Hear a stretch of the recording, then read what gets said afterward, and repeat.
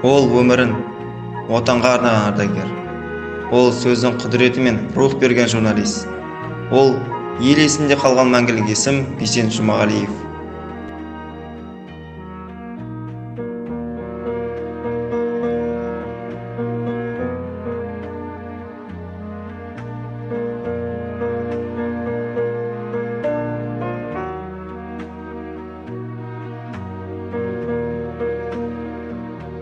мың 1942 жылдың қанды шілдесінде жастарбас Майдан даласына аттанды. Жауынгерлік жолы ауыр да абыройлы болды.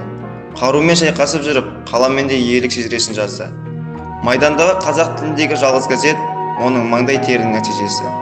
Бейбіт күннің арманы үшін, әрбір қазақ жауынгерінің рухын көтеру үшін ол күресті. Бірақ оның өмір жолы тек жеңістермен шектелмеді. 1945 жылдың соңында Майдан газеті жабылып, редакция қуғынға ұшырады. Қасақана жасалған бір әріп қатесі дарынды қаламгердің тағдырын өзгертіп жіберді.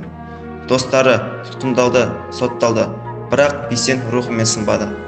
Отанға аман-есен оралған соң ел ісіне белсене араласты.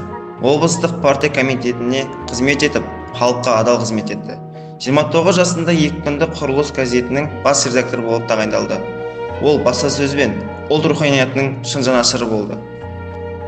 Ол қызыл жұлдыз, отан соғысы, жеңіс, құрмет белгісі, еңбек қызыл ту орденінің иегері. Бірақ ең үлкен марапаты халықтың жүрегінде қалған есімі. Ол өткеннің шежіресі, келешекке жол сілтеген шамшырақ. Жұбайы Нағима апаймен жарасымды өмір сүрді. 3 бала, 4 немере сүйді. Әке мен ана, жар мен заңгер. Бұл отбасы қазақ қоғамының айнасы еді. Бейсен Жұмағалиев ұрпағына тек атақ емес, адалдық пен ар намыс қалдырған тұлға.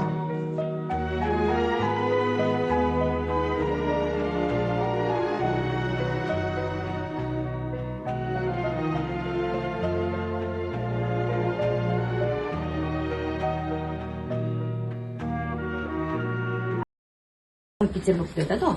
Сонда 3 жыл бойы неміс фашистер қатты қоршауда алғанда, қалан қорғауында сонда аштық болған, сонда деген мына қарапайым нан жетіспеген ғой. Қарапайым нан жетіспеген соншалықты адамдар деген мына 125 грамм нанды, кішкентай түлік нанды бір күнге өлшеп берген. Ана картамен береді ғой, әркім өзінің картасы болады ғой, мысалы Ақмарал, Нұрбек деп ат жөнімен жазған. Солар картаны жоғалтып алған адамдар әлсіз болады, аштықтан. Сол картаны жоғалтқан күні ол үзік наннан да қырылған күндеріміз болды деп мына Бейсен Жұмағалиев өз кітабында "Қазақтар Ленинград майданында" деген кітабында өзінің естеліктерін жазып кеткен. Бірден қандай ауыртпалық, ауыр соғыстың жылдарын өткен барлық біздің аталарымыз өз қасіретін, өз өмірлерін, өз денсаулықтарын, жастық шақтарын қиып кеткен біздер үшін, сіздер жақсы өмір сүрсін деп, сіздерде бейбітшілік өмір, соғыс болмасын деп. Сондықтан да осындай батыр аталарымызды біз ешқашан ұмытпаймыз, әрқашан мәңгілік тағзым жасап, бас иіп. Соғыс пен бейбіт күнде қатар еңбек еткен қайраткердің өмірі жас ұрпаққа үлгі. Ерлік ұмытылмайды, өнеге өшпейді. Бейсен Жұмағалиев ел жадындағы мәңгі тұлға.